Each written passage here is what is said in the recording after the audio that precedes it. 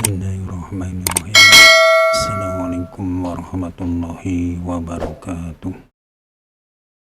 Alhamdulillahi wassalatu wassalamu ala sayyidina rasulillah wa ala alihi wa sahbihi wa mawala. Amma ba'd. Mirsa yang dirahmati Allah subhanahu wa ta'ala, berjumpa lagi dalam kajian Islam mengenal 7 nafsu dan sifat-sifatnya. Mengetahui nafsu dan sifat-sifatnya itu salah satu sebab dan syarat ma'rifat atau mengenal kepada Allah.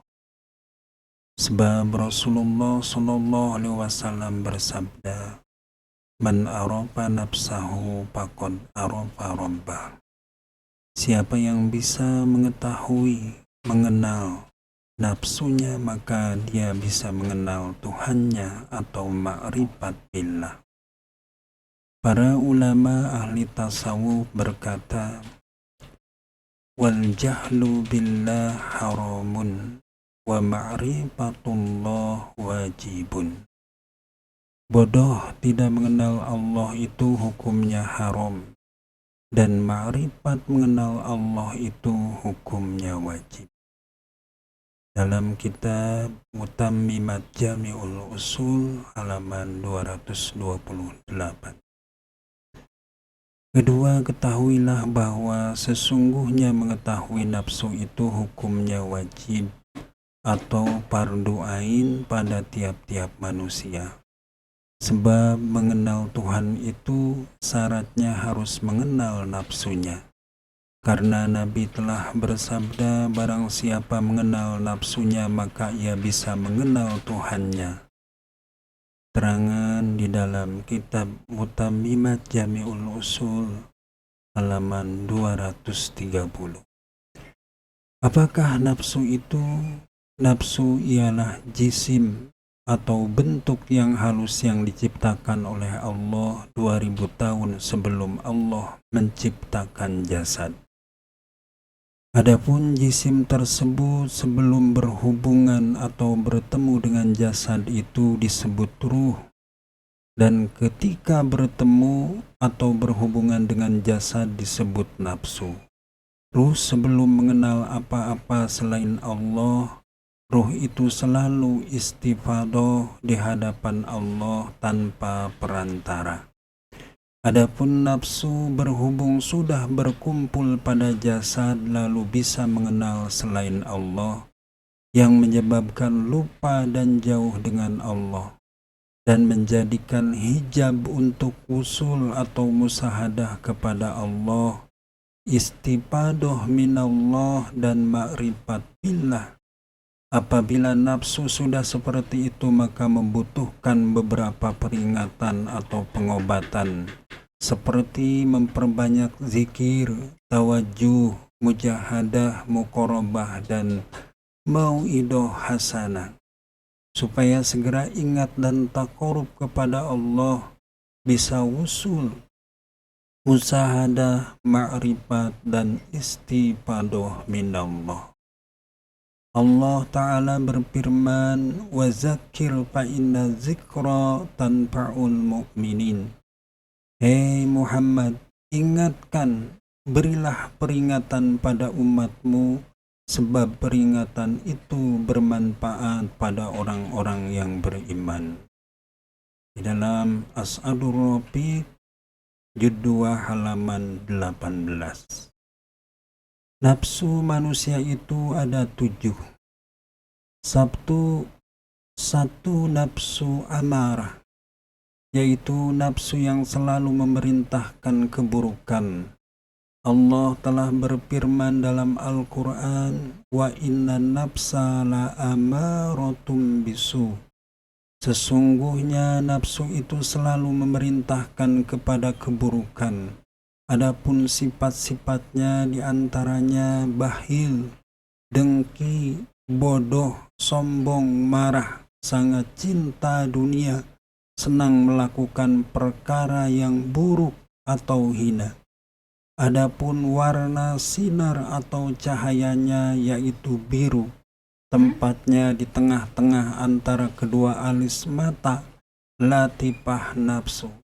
Sehingga orang ahli thariqah menggunakan latifah untuk zikir Allah, Allah, Allah, supaya latifah penuh dengan nur ilahiyah, penuh hidayah, inayah, dan mendapat rahmat dari Allah, sehingga sifat-sifat mazmumah atau sifat tercela yang bertempat pada latifah bisa terusir dan sirna, dan diganti dengan sifat-sifat mahmudah, yaitu sifat yang terpuji.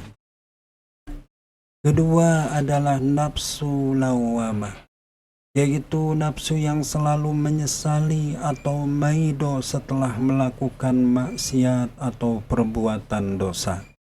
Allah Ta'ala berfirman, La uqsimu biyaumil qiyamah, wa la uqsimu binafsil lawamah. Aku bersumpah demi hari kiamat, dan aku bersumpah dengan nafsu yang amat menyesali dirinya sendiri. Maksudnya bila ia berbuat kebaikan, ia juga menyesal kenapa ia tidak berbuat lebih banyak. Apalagi kalau ia berbuat kejahatan. Adapun sifat-sifat nafsu itu diantaranya menyesal, mengikuti kesenangannya, menipu, menggunjing, riya atau pamer, aniaya, lupa pada Allah, bohong, dan ujub, yaitu membanggakan amalnya dan lain-lain. Adapun warna sinar atau cahaya nafsu lawamah yaitu kuning, tempatnya di bawah susu kiri kira-kira 2 jari, latifah qalbi. Keterangan nafsu lawamah yakni nafsu yang mulia, yang tidak habis-habisnya untuk menyesali dirinya sendiri di dalam masalah dunia dan akhirat. Sebab nafsu ini ketika semangat beribadah atau taat, ia menyesal karena merasa kurang banyak ketaatannya, apalagi ketika ia berbuat dosa. Keterangan di dalam kitab Tafsir Munir juz 2 halaman 414. Yang ketiga adalah nafsu mulhimah, yaitu nafsu yang selalu mendapat ilham supaya berbuat menunaikan kebaikan. Allah Ta'ala berfirman, wa nafsu wa ma sawwaha fa'alhamaha fujuraha wa taqwaha. Dan nafsu serta penyempurnaannya atau ciptaannya, maka Allah mengilhamkan kepada nafsu itu jalan kefasikan dan jalan ketakwaan. Adapun sifat-sifat nafsu mulhimah itu diantaranya dermawan, qanaah, tobat, tawadu merendahkan diri, sabar tahan uji, mempertahankan atau membetah-betahkan, lemah lembut, murah hati, dan lain-lainnya. Adapun warna sinar cahaya nafsu mulhimah yaitu merah, tempatnya di bawah susu kanan kira-kira 2 jari, yaitu latifah ruh. Yang keempat adalah nafsu mutmainnah, yaitu nafsu yang sudah tenang, tentram, dan selamat dari sifat-sifat mazmumah atau sifat tercela. Allah Ta'ala berfirman, Ya ayyuhan nafsul mutmainnah turji'i ila rabbika radiyatan mardiyah. Hei jiwa atau nafsu yang tenang, kembalilah kepada Tuhanmu dengan hati yang puas lagi diridhoinya. Adapun sifat-sifat nafsu mutmainnah itu diantaranya memberi, tawakal, ibadah, bersyukur, ridho terhadap semua kehendak Allah, takut kepada Allah dan lain-lainnya. Adapun warna sinar atau cahaya nafsu mutmainnah yaitu putih, tempatnya di antara dada dan susu kiri kira-kira 2 jari, yaitu latifah sirri. Keterangan nafsu mutmainnah ini nafsu yang tidak terpengaruh dengan perkara-perkara yang menakutkan atau menyusahkan. Khususiyah ini terkadang muncul ketika mati dan mendapat kabar gembira dari malaikat. Terkadang muncul ketika dibangkitkan dari kubur dan terkadang muncul ketika masuk surga. Keterangan di dalam kitab Tafsir Munir, juz 2 halaman 446. Kelima adalah nafsu radiyah, yaitu nafsu yang sudah ridho terhadap semua ketentuan dan kehendak Allah dalam segala hal. Dalam Al-Quran disebutkan irji'i ila rabbika radiyah. Kembalilah kepada Tuhanmu dengan hati yang puas, yakni ridho dengan semua ketentuan Allah, atau juga firman Allah, wa radu'an, dan mereka sama ridho dengan ketentuan Allah, yakni orang-orang yang mempunyai sifat khasyah, takwa kepada Allah mendapat balasan dari Allah, sehingga jiwa atau nafsunya puas dan ridho terhadap semua ketentuan Allah. Adapun sifat-sifat nafsu radiyah itu diantaranya zikir, ingat kepada Allah, ikhlas hanya kepada Allah, wafa menepati janji, waro menjaga dari perkara subhat terlebih yang haram, juhud meninggalkan kesenangan dunia dan merasa cukup dengan yang halal walaupun sedikit, karomah kemuliaan, rindu kepada Allah. Adapun warna sinar atau cahaya nafsu radiyah yaitu hijau, tempatnya seluruh badan lahir batin, latifah qalab atau sirru sirri. Yang keenam adalah nafsu mardiyah, yaitu nafsu yang sudah mendapatkan keridhaan dari Allah. Dalam Al-Quran disebutkan irji'i ila rabbika radiyatan mardiyah. Kembalilah kepada Tuhanmu dengan hati yang puas lagi diridhoinya, yakni sowan atau menghadapnya kepada Allah sudah diridhoi oleh Allah. Allah Ta'ala berfirman, radiyallahu anhum, Allah benar-benar telah ridho kepada mereka, orang-orang yang mempunyai sifat khasyah dan takwa kepada Allah, sehingga nafsunya menjadi nafsu yang mardiyah. Adapun sifat-sifat nafsu mardiyah itu diantaranya baik budi pekertinya, belas kasih kepada semua makhluk, meninggalkan semua perkara selain Allah, taqarrub mendekatkan diri kepada Allah, berpikir tentang keagungan Allah, ridho dengan pembagian dari Allah dan lain-lainnya. Adapun warna sinar atau cahaya nafsu mardiyah yaitu hitam, tempatnya antara susu kanan dan dada, kira-kira 2 jari, latifah khofi. Yang ketujuh adalah nafsu kamilah, yaitu nafsu yang sudah bersih dari semua sifat-sifat mazmumah atau sifat tercela, dan sempurna sifat-sifat kebaikannya, dan juga welas asih kepada semua makhluk. Nafsu ini juga disebut nafsu sofiyah. Nafsu kamilah termasuk golongan orang-orang solihin dan diberikan musahadah kepada Allah di dunia dan di akhirat. Allah berfirman dalam Al-Quran, fadkhuli fi ibadi wadkhuli jannati. Hei nafsu kamilah, masuklah kamu di dalam golongan hamba-hambaku yang solihin, dan masuklah kamu dalam surgaku.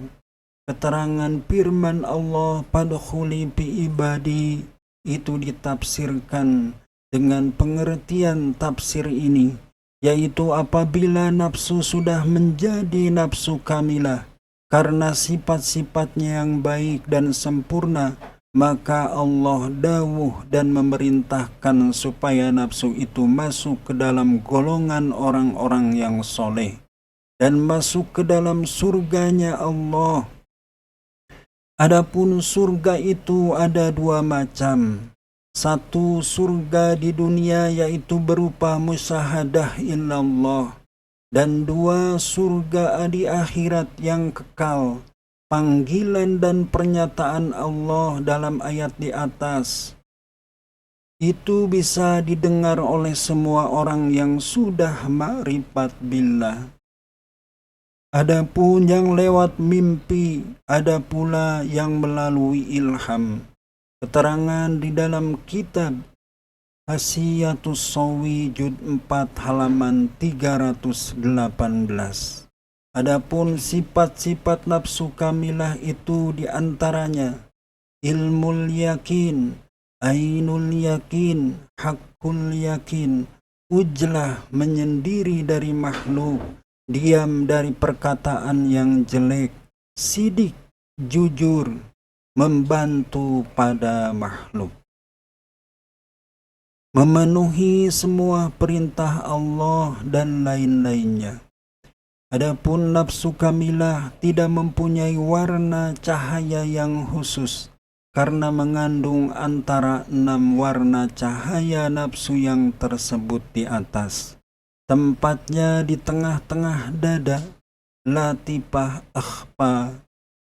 Keterangan dari kitab Al-Quyudatul Robbaniyah halaman 34, 38 dan kitab Qatrul Gois halaman 5. Di dalam kitab Tanwirul Qulub halaman 465 diterangkan, satu, nafsu itu jisim, bentuknya halus yang bisa menyinari badan lahir dan batin, maka akan menimbulkan terjaga atau melek tidak tidur. Apabila menyinari batin saja, maka akan menimbulkan tidur. Apabila terputus keseluruhan tidak menyinari lahir dan batin, maka akan menimbulkan kematian. Kedua, asal usul atau pokok daripada kemaksiatan atau gaflah, lupa pada Allah, syahwat, kesenangan, dan kemusyrikan itu sebab ridho dengan hawa nafsu. Dan asal usul pokok daripada ketaatan, terjaga, melek, terhindar dari barang haram, subhat dan makruh, dan musyahadah melihat Allah, itu sebab tidak adanya ridho dengan nafsu. Firman Allah subhanahu wa ta'ala, wa amma man khafa maqama rabbih wa nahan nafsa 'anil hawa fa innal jannata hiyal ma'wa. Dan adapun orang-orang yang takut kepada kebesaran Tuhannya dan menahan diri dari keinginan hawa nafsunya, maka sesungguhnya surgalah tempat tinggalnya. Rasulullah sallallahu alaihi wasallam bersabda, la yu'minu ahadukum hatta yakuna hawahu tabi'an lima ji'tu bihi. Tidak sempurna iman seseorang kecuali hawa nafsunya mengikuti apa yang aku bawa, yang dibawa Nabi, yaitu syariat Islam. Keterangan dalam tafsir Shawi juz 4 halaman 286.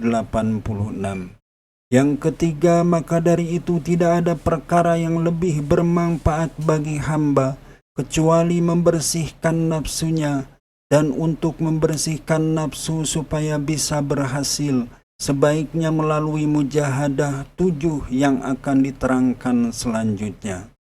Mujahadah dan cara mengobati nafsu. Mujahadah menurut arti bahasa yaitu perang, menurut arti syariat yaitu memerangi musuh Allah, akan tetapi menurut arti istilah ulama ahli thariqah atau ahli hakikoh yaitu memerangi hawa nafsu, terutama nafsu amarah. Rasulullah sallallahu alaihi wasallam bersabda, "Al-mujahidu man jahada nafsahu fi ta'atillah." Orang yang berjuang perang sejati yaitu orang yang perang melawan hawa nafsunya di dalam masalah taat kepada Allah. Bahkan berperang melawan hawa nafsu menurut Nabi disebut perang yang agung atau perang yang besar. Tentu balasannya juga besar. Rasulullah sallallahu alaihi wasallam bersabda, "Qad rajana minal jihadil asghar ila jihadil akbar." Qalu wa ma jihadul akbar ya Rasulullah? Qala jihadun nafs.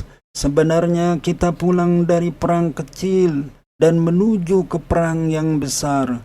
Lalu para sahabat bertanya, perang besar apa lagi ya Nabi Allah? Nabi sallallahu alaihi wasallam bersabda, perang besar yaitu perang melawan hawa nafsu.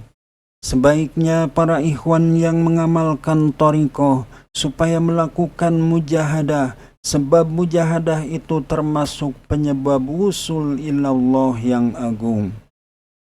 Syekh Diyauddin Ahmad Mustafa berkata, mujahadah karena Allah itu termasuk penyebab wusul ilallah yang paling besar. Terangan di dalam kitab Mutamad Jami'ul Usul halaman 221. Syekh Abu Ali Ad-Daqqaq berkata, barang siapa yang menghias anggota lahirnya dengan mujahadah, maka Allah memperbaiki anggota batinnya atau hatinya dengan musyahadah. Ketahuilah sesungguhnya orang yang pada tingkat permulaannya tidak mujahadah, maka pelaksanaan thariqahnya tidak akan menemukan penerang atau nur yang menerangi jalan menuju Allah atau wusul ilallah. Terangan di dalam kitab Risalatul Qusairiyah halaman 98.